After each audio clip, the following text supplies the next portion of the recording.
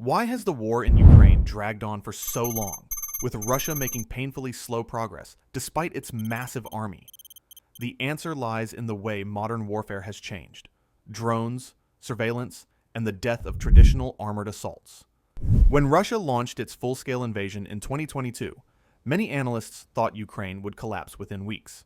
Instead, more than 2 years later, the front lines have barely shifted in many regions. So what happened? Why has progress slowed to a crawl? One of the biggest reasons is drones.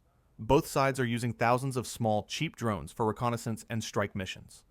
This constant aerial surveillance makes it nearly impossible for Russia to mass troops or move armor without being spotted.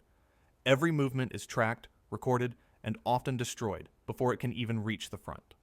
Drones have turned the battlefield into a glass box. There are no secrets, no surprises. In past wars, tanks and armored vehicles were the backbone of offensive operations.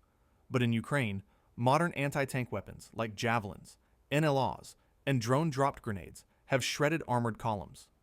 Russia's early tank losses were devastating, and today, armored assaults are rare. Instead of waves of tanks, the fighting has shifted to much smaller, more cautious engagements. With armor so vulnerable, Russia has often relied on squad-sized assaults.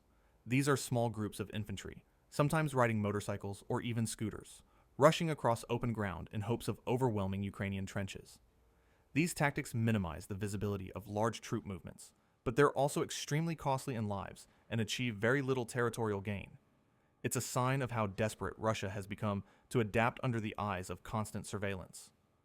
So when you put this all together, constant drone surveillance, destroyed armored columns, and reliance on small-scale infantry attacks, it becomes clear why Russia struggles to advance. Any large movement is instantly detected and targeted. Armor, once the symbol of unstoppable power, is now a liability.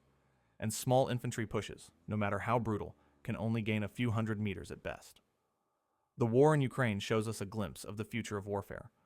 Drones and surveillance have reshaped the battlefield, making massed assaults almost suicidal. Russia's slow progress isn't just about poor planning.